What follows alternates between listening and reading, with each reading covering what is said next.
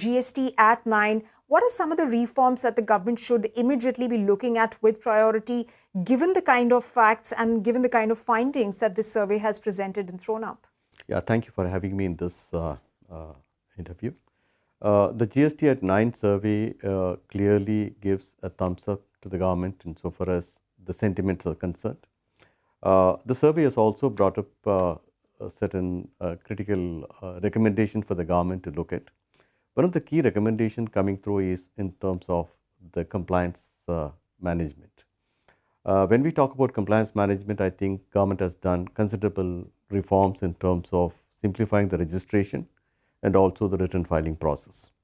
While there has been considerable progress insofar as issuance of registration is concerned, the subsequent processes like seeking amendments or for that matter where a registration gets suspended or cancelled and the taxpayer seeks relief in terms of restoration of that, the pain point still continues. I think there is scope for improvement there.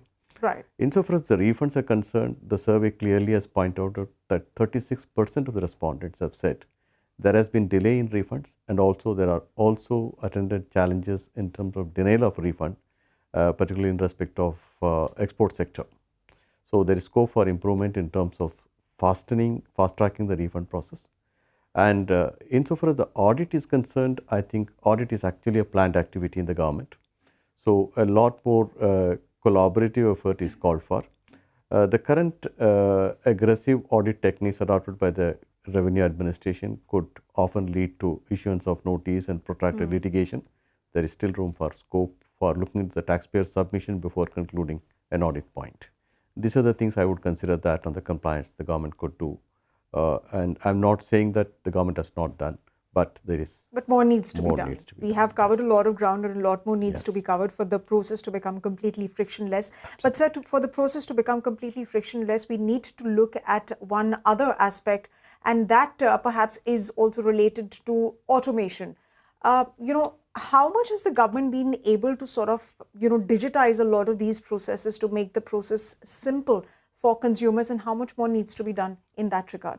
I think on the adoption of tax technology, I think the government has done considerably well.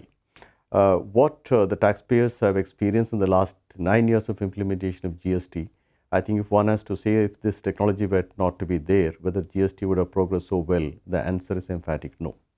While that being said, I think what the taxpayer expectations is that now that the tax technology adoption has been more or less in the stable space, the more user-friendly features in terms of the integrated dashboards and a longer period of data storage and retrieval, and also I think providing some sort of an auto-population of the data already gathered into the return pre-filing process. All these things will make the compliance activities much easier.